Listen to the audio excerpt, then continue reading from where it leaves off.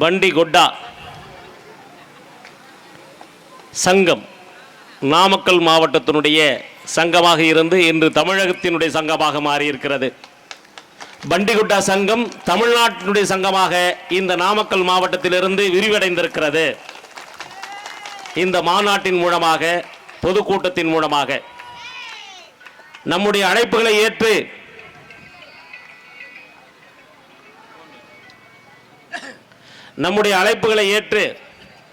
நம்முடைய தலைவர்கள், நீங்களும் எனக்கு தலைவர்கள் தான், நீங்களும் எனக்கு தலைவிகள் தான். நான் உங்கள் வீட்டு பிள்ளை, உங்களுக்காக பணி செய்ய வந்திருக்கிறேன், பதவிக்கல்ல. நான் ஒரு வேலைக்காரன். பண்டிகுட்டா சங்கம் தமிழகம் முழுவதும் விரிய போகிறது. அது மட்டுமல்லாமல் தொழிற்சங்கத்திலே தமிழ்நாடு புரட்சிகர தொழிலாளர் சங்கம், தோழர் பாலு அவர்கள் தலைமையில் இயங்குகிற சங்கம் நம்மோடு இணைந்து பணியாற்ற போகிறது. தோழர் அவர்கள் இப்போது உங்கள் முன்னாடி கை காட்டுவார். நம்முடைய தலைவர்கள் இங்கே பேசினார்கள், பல்வேறு செய்திகளை சொல்லியிருக்கிறார்கள். எழுச்சி கொள்ள வேண்டும், வெற்றி பெற வேண்டும். உண்மையாக நேர்மையான அன்போடு ஒரு எழுச்சியை நாம் பெற வேண்டும் என்றால் நம் மீது எதை திரித்திருக்கிறார்களோ, எது இழிவு என்று சொல்லுகிறார்களோ, எது அவமானம் என்று சொல்லுகிறார்களோ, எதை அசிங்கம் என்று சொல்லுகிறார்களோ அவைகளை எல்லாம் நாம் துடைக்க வேண்டும். இதெல்லாம் இவர்களுக்கு மீது அசிங்கம், இதெல்லாம் இவர்களுக்கு இழிவு, இதெல்லாம் இவர்களுக்கு கேவலப்படுத்துகிறார்கள் என்றால் அவைகளை எல்லாம் துடைக்க வேண்டும். துடைப்பது ஒன்றுதான் நம்முடைய மரியாதையை மீட்ட முடியும். நம்முடைய மரியாதையை மீட்ட வேண்டும் என்றால் நாம் யார் என்று காட்ட வேண்டும். ஒட்டன் அப்படி என்ற சொல் ஒட்டனே சொல்லுகிற, அஞ்சப்படுகிற ஒரு சொல்லாக மாறிவிட்டது என்று தமிழகத்தில். ஒட்டன் என்கிற சொல் ஒட்டனே சொல்லுவதற்கு அஞ்சுகிற சொல்லாக மாறியிருக்கிறது. அப்படி என்றால் ஒட்டன் என்கிற சொல்லை வேறு எந்த வகையில் சொல்ல முடியும்? அப்படி என்றால் சொல்லவே முடியாது. ஏனென்றால் ஒட்டன் என்பதற்கு 1000 பொருள் இருக்கிறது. ஒட்டன் என்கிற சொல்லுக்கு 1000 வரலாறுகள் இருக்கிறது. ஒட்டனை பற்றி ஒட்டனே அறிந்து கொள்ளவில்லை. குடும்ப பாடங்களை மறந்து விட்டோம். இன்று வீட்டு பாடம் என்று சொல்லுகிறோம் அல்லவா, அந்த வீட்டு பாடத்தை நாம் மறந்து விட்டோம். வீட்டு பாடம் என்னவென்று நமக்கு தெரியாது. பள்ளியிலே கொடுக்கிற மாணவர்களுக்கு கொடுக்கிற வீட்டு பாடத்தை பற்றி தான் நாம் தெரிந்திருப்போம். ஆனால் ஒட்டனுக்கு மட்டும்தான் குடும்பத்திலே வீட்டு பாடம் இருக்கிறது என்பதை நாம் அனைவரும் அறிந்திருக்க வேண்டியவர்கள். இன்று நாம் மறந்து விட்டோம். வீட்டு பாடம் என்கிறதை படித்தவன் நான். என் தகப்பனார் எனக்கு சொல்லிக் கொடுத்திருக்கிறார். என் தகப்பனாருக்கு என் தாத்தா சொல்லிக் கொடுத்திருக்கிறார். என் தாத்தாக்கு என் முப்பாட்டன் சொல்லிக் கொடுத்திருக்கிறார். என் முப்பாட்டனுக்கு என் நாட்பாட்டன் சொல்லிக் கொடுத்திருக்கிறார். பரம்பரையாகவே குடும்ப பாடங்களை இன்று வரை படித்து வருகிறோம். நான் எனது பிள்ளைகளுக்கும் குடும்ப பாடம் நடத்தி வருகிறேன். என் பேர பிள்ளைக்கும் நான் குடும்ப பாடம் நடத்துவேன். வம்சாவளியாக நமக்கும் நடத்துவேன். நீங்களும் யார்? எனக்கு அண்ணன், தங்கை, அக்கா அல்லது மாமன், மச்சானாக உறவாகத்தான் இருக்க முடியும். அப்படி ஒட்டன் மீது இழிவு சுமைத்திருக்கிறார்கள், அசிங்கம் என்கிறார்கள். யாரை? இந்த நாட்டுக்காக உழைத்த ஒரு பெரும் கூட்டம். இவனுடைய உழைப்பு இல்லை என்றால் இந்த தேசமே இல்லை. மண்ணோடு மண்ணாக, பழங்குடிகளாக, காட்டு மிராண்டிகளாக வாழ்ந்திருக்க வேண்டியவர்கள் எல்லாம் நம்மளை பார்த்து சொல்லுகிறார்கள் இவர்கள் இழிவானவர்கள் என்று. அவர்கள் சொன்னால் பரவாயில்லை. இவன் சொல்லுகிறான் சில பேர், ஒட்டன்னு சொல்லாத, அது இதெல்லாம் அசிங்கமா இருக்கு, ஒட்டன்னு சொல்லாத, அசிங்கமா இருக்கு. வரலாறுகள் உனக்கு தெரியவில்லை, அல்லது உன் தகப்பனாரோ உன் மூதாதையரோ குடும்ப பாடம் உனக்கு நடத்தவில்லை. ஒட்டன் என்கிற சொல்லுக்கு பொருள் உனக்கு தெரியவில்லை. இந்தியாவிலே ஒரு சமூகம் இந்தியா முழுவதும் இருக்கும் என்றால் அந்த சமூகத்தின் பெயர் சொல்ல முடியுமா என்றால் யாராலும் சொல்ல முடியாது. உடனே சொல்லுவான், பிராமணர்கள் இந்தியா முழுவதும் இருக்கிறார்கள் என்று. நான் சொல்லுகிறேன், இந்தியாவில் இருக்கிற பிராமணர்கள் அவர்கள் பார்த்தவுடன் பேசிக் கொள்ளுகிற மொழி ஆங்கிலமாக இருக்கும் அல்லது இந்தியாக இருக்கும். இந்தியாவிலே ஒரு மக்கள் இந்தியா முழுவதும் தங்களை பார்த்தவுடன் நீ எனக்கு மாமான், மச்சான் என்று சொல்லுகிற வரலாறு இருக்குமேயானால் என்றால் அது ஒட்டனுக்கு மட்டும்தான் இருக்கிறது, ஒட்டக்குடிகளுக்கு மட்டும்தான் இருக்கிறது. இவ்வளவு தொன்மையான வரலாறுகளை கொண்டிருக்கிற ஒட்ட இனம் தங்களை இழிவு என்று கருதி கொள்கிறார்கள். ஒட்டன் என்று சொல்லுகிற அந்த சொல்லே இழிவு என்று கருதுகிறார்கள். ஒட்டன் என்கிற சொல்லுக்கு பொருள் தெரியாதவர்கள். ஒட்டு என்றால் இணைப்பு என்று பொருள், ஒட்டு என்றால் இணைப்பு என்று பொருள். மேலே இருந்து தண்ணி கீழே பாய்கிறது என்றால் ஓடுகிறது என்று பொருள். ஓடும், ஓட்டம், ரத்தம் ஓடுகிறது, அப்படி ஓடுகிற பொருளை கொண்டிருக்கிறது, இணைப்பை கொண்டிருக்கிற பொருள். இணைப்பு அப்படிங்கிற ஒரு சொல் ஒட்டர்களுக்கு உண்டு. ஒரு ஊரில் 5000 ஆண்டுகள் அல்ல 10,000 ஆண்டுகளுக்கு முன்பாக ஒரு ஊரிலே ஒரு குடும்பம் இருக்கிறது என்றால் 10-15 குடும்பங்கள் இருக்கிறது என்றால் அந்த குடும்பங்கள் 8 பிள்ளைகள் 10 பிள்ளைகள் பெற்று விரிவடைகிற போது இன்னொரு நகரம் உருவாக வேண்டும் அல்லது இன்னொரு சிறிய கிராமம் உருவாக வேண்டும். அந்த கிராமத்தை உருவாக்குவதற்கு எவராலையும் முடியாதுயா, யாராலையும் முடியாது. ஒட்டனால் மட்டுமே முடியும். ஒட்டன் மட்டுமே செய்தான் அந்த கிராமத்தை. அதனால்தான் அவன் ஒட்டனானான். அதனால்தான் அவன் ஒட்டனானான்.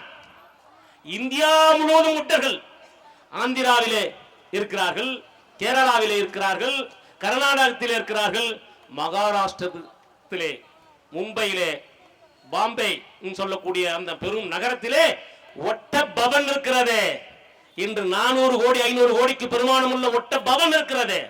இந்தியாவிலே எல்லா இடங்களிலும் ஒட்டன். நாம் பேசுகிற மொழி ஒட்டாரி. ஒட்டாரியை திட்டி பேசியதனால் சில நாகாரிகள் சொல்லுகிறார்கள், தவறாக எண்ணிவிட வேண்டாம், கோபத்தின் வழிபாடாக சொல்லுகிறேன்.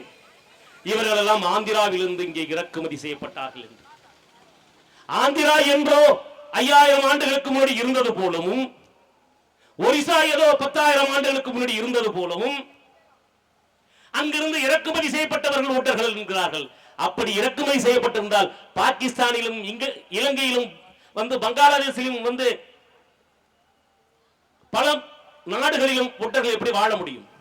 ஒன்று, இந்தியாவில் எல்லா இடங்களிலும் ஒட்டிருக்கிறார்கள். ஒரு சமூகம் சார்ந்தவர்கள் சொல்லுகிறார்கள், நாங்கள் இந்தியா முழுவதும் இருக்கிறோம், உத்தரப்பிரதேச ஆளுகிறதே நாங்கள் தான், நாங்களும் அவர்களும் ஒன்றுதான் என்றார்கள்.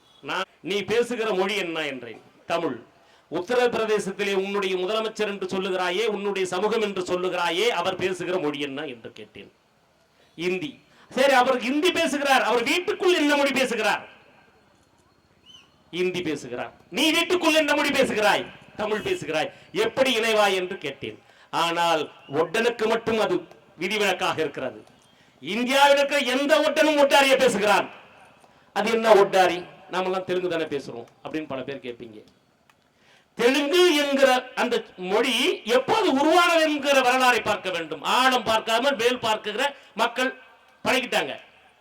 ஆழமான செய்திகளை, அறிவுபூர்ந்த செய்திகளை, அறிவார்ந்த செய்திகளை நாம் பார்க்க வேண்டும். அப்படி பார்த்தாதான் நமக்கு அந்த செய்திகளுடைய ஆழம் தெரிய வரும். தெலுங்கு மொழி என்று ஒன்று உருவாகிற போது எப்படி உருவாகிறது என்றால் எழுத்து வடிவமாக உருவாகிறது. அது அதிகப்படியாக 1800 ஆண்டுகளுக்கு முன்னாடி, 1800 ஆண்டுகளுக்கு முன்பாக தான் எழுத்து வடிவம் பெறுகிற மொழியாக இருக்கிறது தெலுங்கு. அப்ப கர்நாடக மொழி 1200 ஆண்டுகள், மலையாள மொழி ஒரு 600 800 மொழி, 800 ஆண்டுகள் வச்சுக்கோங்களேன்.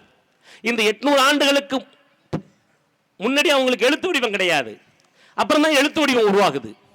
ஆனா இங்க பல பேர் என்ன சொல்றாங்கன்னா, அந்த மொழி எழுத்து வடிவம் உருவாகின காலம் தான் அந்த மொழி உருவானதுன்னு சொல்லிட்டு இருக்காங்க. நீங்க சரியா புரிந்து கொள்வதற்காக சொல்லுகிறேன். அந்த மொழி ஏற்கனவே உருவாகி விட்டது. அந்த மொழிக்கு எழுத்து வடிவம் கொடுத்த ஆண்டுகள் தான் நான் சொல்லுவதெல்லாம். அப்படி என்றால் உலகத்திலே முதலில் எழுத்து வடிவம் தோன்றிய மொழி எந்த மொழியாக இருக்கும்? நான் சொல்லுகிறேன், உலகத்தில் முதலாக தோன்றிய எழுத்து வடிவம் தோன்றிய மொழி தமிழ். எம் மொழி தமிழ், நம்முடைய மொழி தமிழ். ஆனால் நாம் வீடுகளிலே பேசுகிற மொழி ஒட்டாரி. ஒட்டாரியில் இருந்துதான் தெலுங்கு உருவானதே தவிர தெலுங்கிலிருந்து ஒட்டாரி உருவாகவில்லை. தெலுங்கிலிருந்து ஒட்டாரி உருவாகவில்லை. நாம் பேசுகிற மொழி ஒட்டாரி. ஒட்டாரிக்கு எழுத்து வடிவம் உண்டா என்றால் இல்லவே இல்லை, இன்று வரை இல்லை. ஆனால் அது இந்தியா முழுவதும் பேசியிருக்கிற ஒரு மொழி, இன்றும் பேசப்பட்டு கொண்டிருக்கிறது. கடைசி தருவாயில் கடைசியா இருக்குது. அந்த கடைசியான மொழியை நம்ம பேசிக்கிட்டு இருக்கிறோம் அப்படின்னு வச்சுக்கோங்க. பார்த்த உடனே சொல்லிவிடலாம், ஒட்டனுடைய உறவுகளை பார்த்தவுடன் சொல்லிவிடலாம், நீ என்னுடைய தங்கை, நீ என்னுடைய மாமன் என்று. யார் ஆந்திராவில் இருக்கிறவனாக இருக்கட்டும், கர்நாடகாவில் இருக்கிறவனாக இருக்கட்டும், மகாராஷ்டிராவில் இருக்கக்கூடிய ஒட்டனை கேட்ட உடனே கேட்டு விடலாம், உன்னுடைய குலம் என்ன என்று கேட்பார்கள். முதலில் கேட்ட உடனே சொல்லிடலாம், நீ மாமச்சன். 5000 ஆண்டுகள் அல்ல, 10,000 ஆண்டுகளுக்கு முன்பாக அறிவு பெற்ற ஒரு இனம் ஒட்டர் இனம். தன்னுடைய வம்சாவளியிலே தன் தங்கை திருமணம் செய்யக்கூடாது என்பதற்காக, தன்னுடைய வம்சாவளியிலே 10,000 ஆண்டுகளானாலும் தன்னுடைய தங்கையை திருமணம் செய்து கொள்ள கூடாது என்பதற்காக ஒரு கணக்கை உருவாக்கினான் அல்லவா, அவன் தான் ஒட்டன். தங்கைதான், தங்கையை திருமணம் செய்துவிடக் கூடாது என்பதற்காக அந்த சட்டங்களை திட்டங்களை முறைப்படுத்தினானே அறிவு சார்ந்தவன் அவன். இவர்களை பற்றி எவரும் பேசவில்லை. இப்படி ஒரு உன்னதமான முறை இருக்கிறது, உயர்ந்த முறை இருக்கிறது என்று உலகத்திற்கு எவரும் எடுத்துச் சொல்லவில்லை, எவரும் எடுத்துச் சொல்லவில்லை. மிக அற்புதமான முறை. அது மட்டும்தானா நம்முடைய முறை? இந்தியாவுடைய வரலாறுகளை எங்கெல்லாம் தேடினாலும் குப்பைகளாகவே இருக்கிறது. வெறும் குப்பைகளாகவே கிடக்கிறது. குப்பைகளை படித்துதான் நாம் பெரியாக வேண்டியது இருக்கிறது. கேட்டால் நாங்கள் எல்லாம் படித்தவர்கள். நீங்கள் எல்லாம் ஒன்று சரியாக புரிந்து கொள்ள வேண்டும். இந்த படித்தவர்கள் எல்லாம் யார் என்று கேட்கிறேன். உங்களுக்கு தெரியுமா, இன்று நாங்கள் எல்லாம் படித்தவர்கள் என்று சொல்லுபவர்களுக்கு முன்பாக இந்த படிப்பை உருவாக்கியவனே படிக்காதவன் தான்.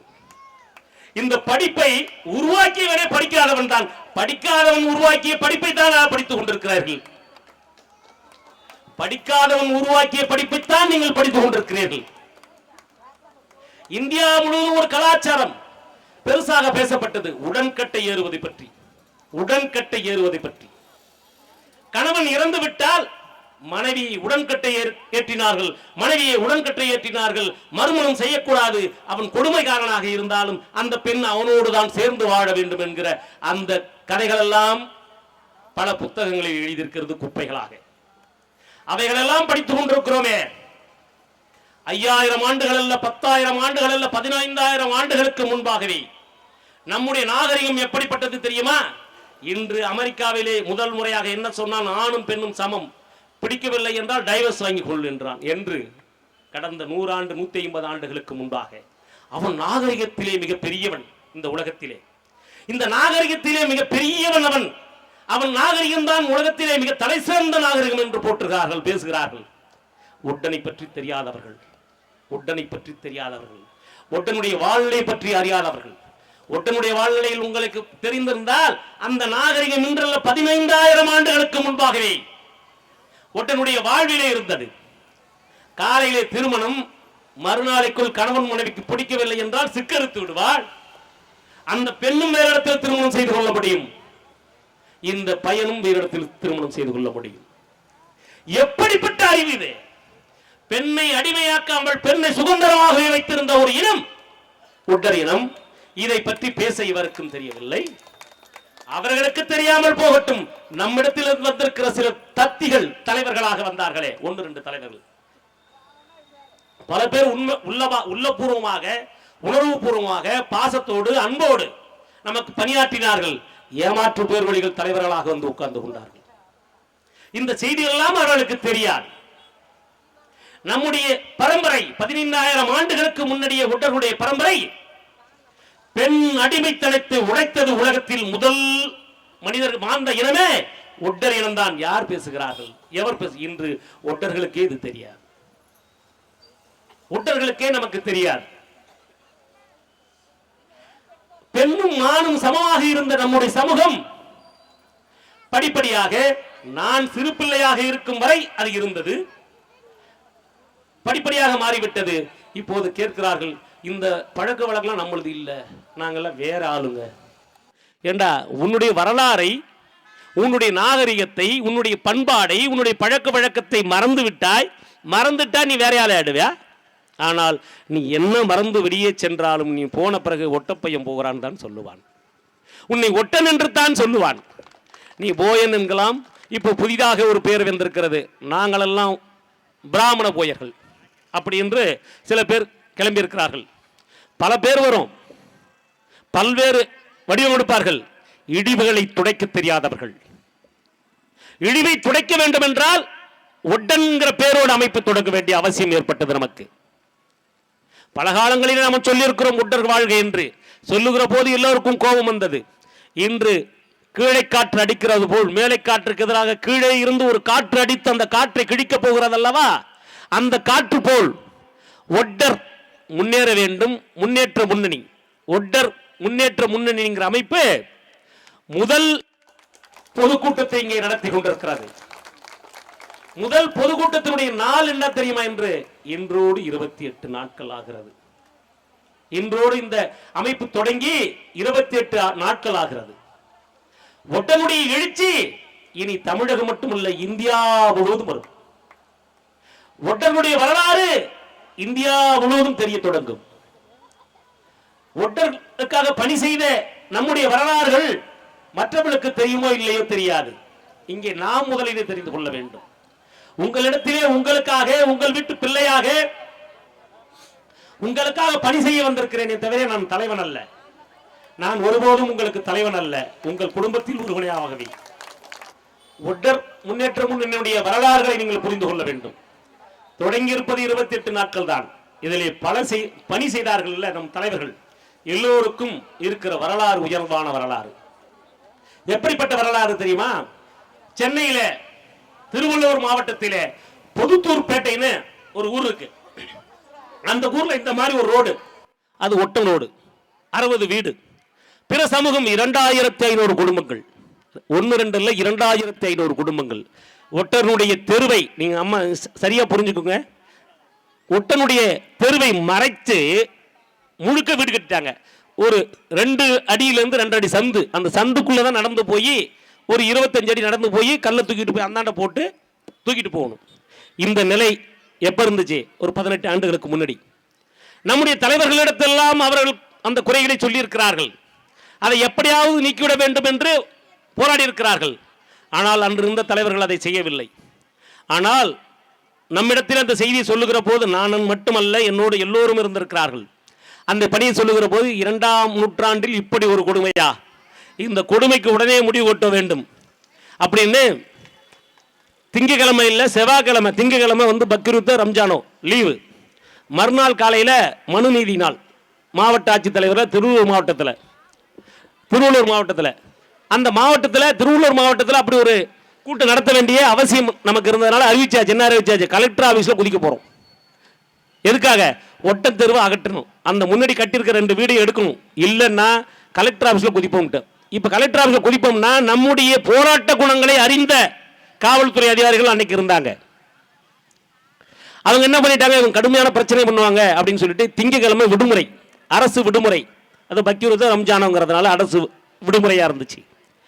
ஆனால் 6 மணிக்குள்ள அந்த மக்கள் எல்லாம் கூடுறார்கள் எதிர்த்தரப்பில். நாமளும் அங்கே போய் உட்கார்ந்துருக்கிறோம். நம்முடைய போராட்டத்தினுடைய வலிமையாக வந்து தாசில்தார்லேருந்து எஸ்பியிலேருந்து வந்து பொக்லினோட வந்து 6 to 7 மணி மாலை கரண்டை கட் பண்ணாங்க, வீட்டை இடித்து எடுத்தாங்க. 2500 சாதி மக்கள் வாழ்ந்த ஒரு இடத்துல வெறும் 60 பேர் குடுத்தனம் இருந்த ஒட்டர்களுடைய வீடு, அந்த தெருவை பாதுகாத்து கொடுத்த தலைவர்கள் தான் இங்கே இருக்கிறோம். நான் மட்டுமல்ல, நம்மோடு இருக்கிற எல்லா தலைவர்களும்.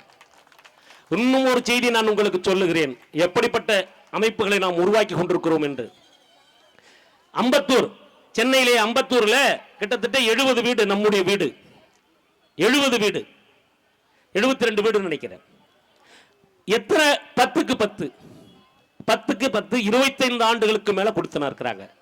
பக்கத்தில் இருக்கிற சில ரவுடிகள் அந்த இடத்தினுடைய விலை மதிப்பு, அன்று நான் சொல்லுவது 15 ஆண்டுகளுக்கு முன்பாக, விலை மதிப்பை தெரிந்து கொண்டு நம்முடைய பெண்கள் மீது பிளேடு போடுவது, விரட்டுவது, மிரட்டி நம்ம ஆளுங்க ஓட வைக்கணும் அப்படின்னு முடிவு பண்ணி ஓட வைக்கிறாங்க. அன்னைக்கு நம்ம பக்கத்தில் இருந்த தலைவர்கள்ட்டெல்லாம் போய் சொல்றாங்க, நம்ம மக்கள் வாண்டத்த பெத்த மனுஷி, நான் பேசுவது தெலுங்கல்ல வட்டாரி, அவர்கள்லாம் பெரிய பெரிய ஆளுங்க, அவங்கள போய் நம்ம எதிர்க்க முடியாதுன்னு சொல்லி நம்ம தலைவர்கள்லாம் நம்ம மக்களை நீங்க காலி பண்ணிட்டு தாண்டா போயாகணும்னு சொல்லிட்டாங்க. அப்ப என்னோடு இன்று உயிரோடு இல்லை, என்னோடு பணியாற்றிய தோழர் ராயர் அவர்கள் இந்த செய்தியை என்கிட்ட சொன்னாரு. என்னது, இப்படி ஒரு கொடுமை இருக்கிறது என்றால் அதை தடுக்காமல் விட்டா என்ன ஆயிடும்? தடுத்தே தீரணும். அந்த இடத்தை நம்முடைய மக்கள் தான் குடியிருக்கணும், அதற்கான வழி நம்ம இடத்துல இருக்கு அப்படின்னு சொல்லி நான் அந்த இடத்துல ஆய்வுக்கு சென்றேன். ஆய்வுக்கு சென்னா ரொம்ப இப்ப இருக்கிறதே எப்படி இருக்குன்னா அப்ப இன்னும் இப்படி இருப்பேன். ஒரு 17 வருஷத்துக்கு முன்னாடி கணக்கு பண்ணிக்கோங்க. நான் போய் பார்த்தா நம்ம ஆளுங்க சொல்லுகிற ஒட்டாரியில் சொன்னார்கள் வீண்டே சின்ன படைச்சாண்டு மாதிரி உண்டாண்டு வீண்டு போய் வாரி நேமிசேசு வாரித்த பெத்த பெத்த மனுஷங்களாம் உண்டாருங்கிறான். அவர்கள் எல்லாம் பெரிய பெரிய மனிதர்களாக இருக்கிறார் என்று சொல்லுகிறான். இவனே சின்ன பையனாக இருக்கிறான். இவன் போய் அவர்களை என்ன செய்து விடுவான் என்று நம் தோழர் ராயரிடத்திலே என்னை பார்த்து கேட்டார்கள். அறிவு பெருசு, அறிவுக்கான வேலை பெரிதாக இருக்க வேண்டும் அப்படின்னு சொன்னேன். உடனே தோழர் என்ன கேட்டாருன்னா, எப்படி இவங்களெல்லாம் செய்யறதுன்னு. ஒன்றும் செய்ய வேணாம் தோழர், ஒரு கூட்டம் ஒன்று போடுங்க, கொள்கை விளக்க கூட்டம்.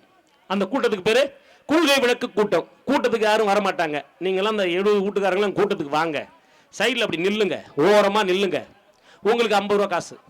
நீங்கள் நல்லா புரிஞ்சுக்கணும், ஒற்றர்களை விழிப்படைய செய்வதற்காக நாம் செய்த பணிகளை நீங்கள் சரியாக புரிந்து கொள்ள வேண்டும். உங்களுக்கெல்லாம் 50 ரூபாய் பணம், ஒரு டீ, சாப்பாடு. இன்னைக்கு 50 ரூபா கொடுத்தா வரமாட்டாங்க. அன்னைக்கு கொடுக்குறோன்னு சொன்ன உடனே கூட்டங்கள்ல வந்து யாரும் உட்கார தேவையில்லை, அந்த தெருவோரங்களில் வந்து நின்னா போதுன்னு சொன்னார். தெருவோரத்தில் சும்மா வந்து நின்று இருந்தா போதுன்னு சொன்னார்.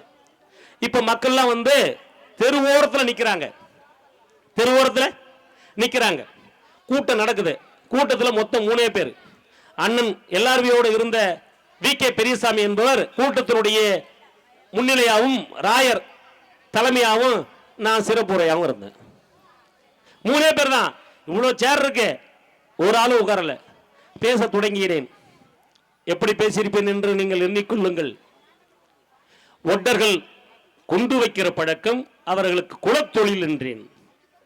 குண்டு வைக்கிற பழக்கம் அவர்களுக்கு குலத்தொழில். ஆனால் அவர்கள் குண்டு வைக்க மாட்டார்கள். அவர்கள் வீடு 5000 ரூபாய் அல்லது 10,000 ரூபாய்க்கு பொறுமானம் இல்லாத வீடு. அந்த வீடை எவனாவது இடித்தான் என்றால் அவன் வீட்டுக்கு குண்டு வைக்காமல் போகவே மாட்டார்கள். ஒட்டர்கள் குண்டு வைத்து தரமட்டமாக்கி விடுவார்கள் என்று எச்சரித்தேன். நாங்கள் வாழ்வதற்குத்தான் தயாராக இருக்கோம், எவரோட வம்புக்கு வர தயாராக இல்லை.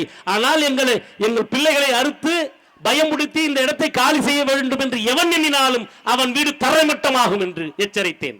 காவல்துறை வண்டி வண்டியாக வருகிறது. 500 பேருக்கு மேல் கொண்ட காவல்துறை வந்து அங்கு இறங்கியது. கூட்டம் அரங்கு, அந்த நாற்காலிகள் எல்லாம் பத்தவில்லை. மக்கள் சொன்னார்கள், எங்களுக்கு எதுக்கு 50 ரூபாய் என்று என்னிடத்திலே கேட்டார்கள். எங்களுக்கு எதுக்கு உங்களுடைய டீ, நாங்கள் தருகிறோம் இந்த கூட்டத்துடைய மொத்த செலவை என்று ஏற்றுக்கொண்டார்கள். அதற்கு பிறகு அந்த மக்களுக்கு அந்த வீடு பாதுகாக்கப்பட்டது.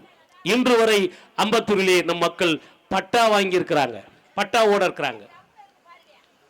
அதே மாதிரி உழைப்பாளர் நகர் அம்பத்தூர் ஓட்டியில காலி செய்கிறார்கள். மொத்தமாகவே ஒற்றர்கள் தான் வாழ்ந்தார்கள். அந்த நகரை காலி செய்கிறார்கள், மாற்று இடம் தரமாட்டுகிறாங்க. சொன்ன உடனே தோழர் ராயர் என்னிடத்தில் சொன்னவுடன் மீண்டும் போராட்டம் செய்கிறோம். வந்து பேசுகிறார்கள், உங்களுக்கு மோரையிலே நீங்கள் சொல்லுகிற இடத்திலே நாங்கள் உங்களுக்கு பட்டா தருகிறோம், இடத்தோடு பட்டா தருகிறோம் என்று கொடுத்தார்கள். இதையெல்லாம் நான் எதற்கு உங்களுக்கு சொல்லுகிறேன் தெரியுமா? சரியான போராட்டத்தை நாம் எடுக்கவில்லை என்றால், சரியான போராட்ட வழி நமக்கு தெரியவில்லை என்றால் நாம் பின்தங்கி விடுவோம். இன்று ஒட்டர்களுக்கு மிக ஆபத்தான ஒரு காலம். இதுதான் கடைசியான ஆபத்தான காலத்திலே இருக்கிறோம். இந்த நேரத்தில் நாம் அதை மீட்டெடுக்கவில்லை என்றால் நாம் ஒளிந்தோம். எப்படி என்றால், பிறரால் அல்ல, பிற சமூகத்தால் அல்ல, ஆட்சியாளர்களால் அல்ல, முதலில் ஒட்டர்களிலே இருக்கக்கூடிய துரோகிகளால் நாம் காணாமல் போய்விடுவோம். என்ன பேர் வேணாலும் வைத்துக் கொள்வார்கள், புதிய புதிய பேரோடு வந்துருவார்கள். நம்முடைய அடையாளங்கள் எல்லாம் தொலைக்கப்பட்டுவிடும். நம்முடைய அடையாளங்கள் எல்லாம் தொலைக்கப்படாமல் இருக்க வேண்டும் என்றால் ஒட்டர் முன்னேற்ற முன்னணியை உயர்த்தி பிடிக்க வேண்டும். தோழர் பாலச்சந்திர தலைமையில், தோழர் ஐயா பாபு அவர்கள் தலைமையில், ஜெயபாலன் தலைமையில், அண்ணன் எல்லார்வி தலைமையில், செல்வராஜ் தலைமையில், இன்னும் ஏனைய நிறைய உறவுகளோடு நாம் உயர்த்தி பிடிக்க வேண்டும். அப்படி உயர்த்தி பிடித்தாதான் நம்மளை பாதுகாக்க முடியும். பண்டி கொட்டா என்கிற சாதி சான்றை கேட்பதற்கு தமிழகத்திலே ஒரு இடிவு நிலவுது. ஒரு இழிவு. பண்டி என்றால், கொட்டா என்றால், உண்மையாகவே நான் சொல்லுகிறேன், ஒட்டனுக்கு இழிவே கிடையாது. அன்டச்சபிள் சொல்லுவாங்க. தீண்டாமை ஒரு நாளும் ஒட்டனுக்கு இல்லை. உண்மைதான். ஏன் இல்லை என்று யோசித்து பார்க்க வேண்டும். ஏனென்றால் ஒட்டன் வந்துதான் செவுறு வைக்கணும், ஒட்டம் வந்துதான் கிணறு வெட்டணும், ஒட்டம் வந்துதான் வீட்டுக்குள்ள எல்லா வேலையும் செய்யணும். அவனை தீட்டுன்னு சொல்லிட்டா அவன் எப்படி வந்து வேலை செய்ய முடியும்? அதனால் ஒட்டனுக்கு தீட்டு இல்லை. ஆனால் ஒட்டனுடைய வாழ்நிலை எப்படி இருக்கு தெரியுமா? இன்னைக்கு இது நான் சொல்லல, 1971 ஒரு நீதிபதியை போட்டாங்க தமிழ்நாட்டில். ரொம்ப கீழே இருக்கிற ஜாதிகள் எல்லாம் பார்த்து அவங்கள முன்னுக்கு ஏற்றணும், அதுக்காக ஒரு கமிட்டி போடுறோம். அந்த கமிட்டி போடுறோம். அந்த கமிட்டியினுடைய தலைவராக சட்டநாதன் அப்படிங்கிற குழுவை நியமிச்சாங்க. அதில் இந்த ஒட்டர்களுடைய வாழ்வை, நம்முடைய வாழ்வை வந்து ஆய்வு செய்து பார்க்கிறார். ஆய்வு செய்து பார்த்தவர் என்ன சொன்னார் தெரியுமா? ஒட்டருடைய வாழ்நிலை தலித் மக்களின் வாழ்நிலையை விட கீழாக இருக்கிறது, கேவலமா இருக்குன்னு சொல்றாரு. நீங்க சொல்றீங்களே அன்டச்சபிள், அதனால நாங்க இந்த சர்டிபிகேட் வாங்குறதுக்கு அச்சப்படுறோம். ஆனா அந்த நீதிபதி சொல்றாரு, என்ன சொல்றாரு தெரியுமா? ஒட்டருடைய வாழ்நிலை நாம் சொல்லுகிற படிநிலையில கீழாக இருக்கிற சாதியினுடைய வாழ்நிலையை விட கேவலமா இருக்குங்கிறாரு. ஒரு அறிக்கை கொடுத்திருக்கிறார். இவர்களை முன்னேற்ற வேண்டும் என்றால் தனி சிறப்பு கவனம் கொடுக்க வேண்டும் என்று அரசுக்கு ஒரு அறிக்கையை கொடுக்கிறாரு. ஒட்டெல்லாம் முன்னேற்ற சின்ன விஷயம் இல்லையா? அவன் கீழே கிடக்கிறான், தலித் மக்களினுடைய வாழ்நிலையை விட மோசமா இருக்கிறான். அவனை முன்னேற்றது அவ்வளவு சாதாரண விஷயம் இல்லை. அவனுக்கு தனியா சிறப்பா கவனம் கொடுக்கணும். அப்பதான் முன்னேறினேன். 71 தான் நான் பிறந்தேன், இன்று வரை இல்லை. யாரும் நமக்கு சிறப்பான கவனம் கொடுக்கவில்லை. ஆனால் வெள்ளக்காரன் ஒரு சிறப்பான கவனத்தை நமக்கு ஏற்கனவே கொடுத்து சென்றிருக்கிறான், சரியான முறையில் விட்டு சென்றிருக்கிறான். வெள்ளக்காரன் செஞ்ச ஒரு புண்ணியம். ஆனா நமக்கு ஒரு புண்ணியத்தை அவன் ஏன் செய்யறான்னா, ஒட்டர்களுக்கு சாதி சான்றுக்கு சம்பந்தமே கிடையாது. கவர்மெண்ட் ஆபீஸ்ல போய் நம்ம எதுக்கு சாதி சான்று வாங்கணும்? என் அப்பன், என் தாத்தன், என் பாட்டன், முப்பாட்டன், என் அம்மா, என் அக்கா எல்லாம் வயசான காலத்துல அவங்களுக்கு எதுக்கு சாதி சான்று தேவைப்பட்டுச்சு? கல்லூரிக்கு போனாங்க, பொண்டாட்டி கூட கூட்டு போயிட்டாங்க, பிள்ளைகளை கூட கூட்டு போயிட்டாங்க, வேலை தான் கையில இருக்கு. எதுக்கு ஏன் சாதி சான்று வாங்கணும்? எங்க பதிவு பண்ணி போனாங்க? மண் வேலை செய்ய போனவங்க. ஒட்டர்களிலே நீங்கள் பார்க்கணும், கடின உழைப்பு, கல் வேலை, மண் வேலை, மர வேலை, உப்பு வேலை, கிணறு வேலை, இப்படி கடின உழைப்புகளை செய்தவர்கள் தான் ஒட்டர்கள். இந்த ஒட்டர்களுக்கு சாதி சான்று தேவையே இல்லை. அதனால இவன் எவனும் ஒழுங்கா பதிவு பண்ணல. ஆனா வெள்ளக்காரனுக்கு ஒரு வருத்தம் ஏற்பட்டது. இந்த தேசத்திலே இந்த கூட்டங்கள் இந்தியா முழுவதும் இந்த மாதிரி வேலை செய்யறாங்களே, அப்ப எல்லா இடத்திலும் இவர்களை பதிவு செய்ய வேண்டும் என்று அவன் தான் பதிவு செய்கிறான். வெள்ளக்காரன் எப்படி பதிவு செய்தான் தெரியுமா? அந்த சான்று தான் நம்ம பெற சொல்றோம். ஆனா அது நம்முடைய உரிமையான சான்று. ஆனால் அதற்கு மேல ஒரு சான்று வர வேண்டியது இருக்கிறது. இந்தியாவுடைய பூர்வகுடிகள், தமிழகத்தின் பூர்வகுடிகள் ஒட்டர்கள் என்று ஒரு முறை முழங்குகள். நம்மள பூர்வகுடியா இல்லையா? வந்தேரியா பூர்வகுடின்னு கத்துங்க எல்லாரும், எல்லாம் சொல்லுங்க பாப்போம், ஒரு முறை சொல்லுங்க பூர்வகுடின்னு. இந்த நாட்டுக்கு சொந்தக்காரர்கள் நாம். அப்போது வெள்ளைக்காரன் அவனுடைய மனதிலே பட்டதை அவன் ஆய்வு செய்து பார்த்ததிலே மிக நுட்பமான ஒரு செய்தியை பதிவிட்டு போகிறான். என்ன பதிவிட்டான் என்றால், பண்டி என்கிற ஒரு சாதி சான்றை பதிவு செய்கிறான் பட்டியலினத்திலே. இதையாச்சும் இந்த வாங்கிட்டு பிற்காலத்தில் இந்த மக்கள் முன்னேறிக்குவாங்க. இது ஒரிஜினலா இல்லையோ அவன் அதை யோசிக்கல. ஆனா அவன் என்ன செய்யறான்? கடின உழைப்பை செய்யக்கூடிய இந்த ஒட்டர்கள் எப்படியாவது முன்னுக்கு வர வேண்டும் என்று அன்று அவன் யோசித்ததினாலே, அன்று அவன் சிந்தித்ததினாலே அந்த சான்றை அவன் பதிவு செய்கிறான். எப்படி தெரியுமா? கல்வேலை இந்தியாவிலே ஒரு வண்டி வைத்திருக்கிறான் என்றால், தமிழிலே சொன்னால் வண்டி, அந்த வண்டியை இந்தியாவில் ஒருவன் வைத்திருப்பான் என்றால் அது ஒட்டர்கள் மட்டும்தான். அந்த வண்டிக்கு நாம் பேசுகிற மொழியிலே பண்டி. பண்டி மலைக்கு பேர் பண்டி அல்ல, அது பண்ட. மலைக்கு பேர் பண்ட, நாம் வைத்திருந்ததுக்கு பேர் வண்டி தமிழ்ல. அதுக்கு பேர் நாம் சொல்லுகிற ஒட்டாரியில பண்டி. அதே போல் மண்வேலை செய்யக்கூடிய அந்த குந்தாலம் என்கிற தமிழ் சொல் குந்தாலம். குந்தாலத்தை நாம் பேசுகிற மொழியிலே சொன்னால் கொத்திலி. கொத்திலி என்கிறதை கொட்டா என்று பதிவு செய்தவன் வெள்ளைக்காரன். அதை தான் வாங்க சொல்றோம். உடனே பல பேர் அது நம்மளது இல்ல, அதை வாங்கிட்டா இழிவாயிரும். அவங்க நம்மளை ஆய்வு செய்து மிக நுட்பமாக எழுதி வைத்து சென்றிருக்கிறான். பண்டி என்பதும் நாமே, கொட்டா என்பதும் நாமே, ஒட்டர் என்பதுதான் அதனுடைய எல்லாருக்கும் தலையான பெயர். இந்தியா முழுவதும் நம் ஒட்டர்கள் இருக்கிறோம். மழை வந்து விட்டது. ஆனால் இந்த மழை இல்லைன்னா இன்னைக்கு இங்க வந்திருக்கிற கூட்டம் மிகப்பெரிய கூட்டம். இன்னும் ஆயிரக்கணக்கான மக்கள் இங்கு வந்திருப்பார்கள். நிச்சயமாக இந்த மாநாடு அல்லது பொதுக்கூட்டம் மிக சிறப்பான ஒரு பொதுக்கூட்டம். இந்த பொதுக்கூட்டம் தமிழகம் முழுவதும் பறந்து விரிந்து வருகிற 2026 சட்டமன்ற தேர்தலில் ஒட்டர்களினுடைய அரசியல் பங்கீடு இல்லாமல் எவரும் ஆட்சி ஆள முடியாது என்பதை நாம் உறுதி செய்ய வேண்டும். நம்முடைய பங்கை உறுதி செய்ய வேண்டும். நம்முடைய தலைவர்களுடைய ஆதரவோடு என்னுடைய இன்னொரு ஒரே ஒரு வேண்டுகோள் உங்களிடத்திலே கேட்டுக்கொள்கிறேன், மேடையில் இருக்கிற நம் தலைவர்களிடத்திலும் கேட்டுக்கொள்கிறேன். ஒட்டர்களுடைய பெருவிழாவை பெருவிழாவாக நடத்த வேண்டும். ஒட்டர்களுடைய பெருவிழாவாக நடத்த வேண்டும். தோழர் பாலச்சந்திர அவர்களும் ஐயா பாபு அவர்களும் இந்த பொறுப்பை எடுத்து செய்ய வேண்டும். ரவி அவர்களும் இந்த பொறுப்பை எடுத்து செய்ய வேண்டும் என்று உங்களை அன்போடு கேட்டுக்கொள்கிறேன். நம்முடைய ஒட்டர்களுடைய எழுச்சி மாநாடு மட்டுமல்லாமல் பெருவிழாவை கள்ளக்குறிச்சியிலேயோ அல்லது சென்னையிலேயோ மிக விரைவிலே சித்திரை பௌர்ணமி என்று செய்து கொடுக்க வேண்டும் என்று உங்கள் சார்பாக நான் அவரிடத்திலே கோரிக்கை வைக்கிறேன். அதனால பண்டி என்கிற சாதி சான்று வாங்குவதற்கு வெட்கப்படாதீர்கள். ஒன்று, அறியாமையில் இருக்கிறோம். அப்படின்னா கிரிக்கெட் விளையாடும் போது அவுட் அவுட் அவுட்னு கத்திட்டு இருப்பாங்க. 10,000 பேர் கத்துவார்கள். ஒரே ஒரு அம்பையர் நடுவர் ஒன்று நாட் அவுட் அப்படின்னு சொன்னா எல்லாம் பேசாம வாய முடிக்குவாங்க. ஏன்னா நேர்மை நியாயம் எங்க இருக்கிறதோ அதுதான் வெற்றி பெறும். அப்ப நம்மகிட்ட ஒரு நேர்மை இருக்கிறது, அது நமக்குரியது, அதை நாம் வாங்கிக் கொள்வோம். ஆனால் நமக்கு கிடைக்க வேண்டியது வேறொன்று இருக்கிறது, அதை பெற வேண்டியது வேறொன்று இருக்கிறது. நாம் இந்த தேசத்தினுடைய பூர்வ குடிகள், பழங்குடிகள், பழங்குடி சான்று நமக்கு கிடைக்க வேண்டும். அதுவரை வெள்ளைக்காரன் நமக்காக விட்டு சென்ற நம்மளை பதிவு செய்து இருக்கிற அந்த பண்டி குண்டா சான்றையும் வாங்க வேண்டும். இனி ஒட்டர் என்றே முழங்குங்கள். ஒட்டனுடைய எழுச்சி இன்று முதல், இந்த நாள் முதல் தொடங்கட்டும் என்று இந்த வாய்ப்பினை வழங்கிய நாமக்கல் மாவட்ட ஒட்டர் குலத்துக்கும் நம்முடைய தலைவர்களுக்கும் அனைவருக்கும் வணக்கத்தை கூறிக்கொண்டு விடைபெறுகிறேன். நன்றி, வணக்கம்.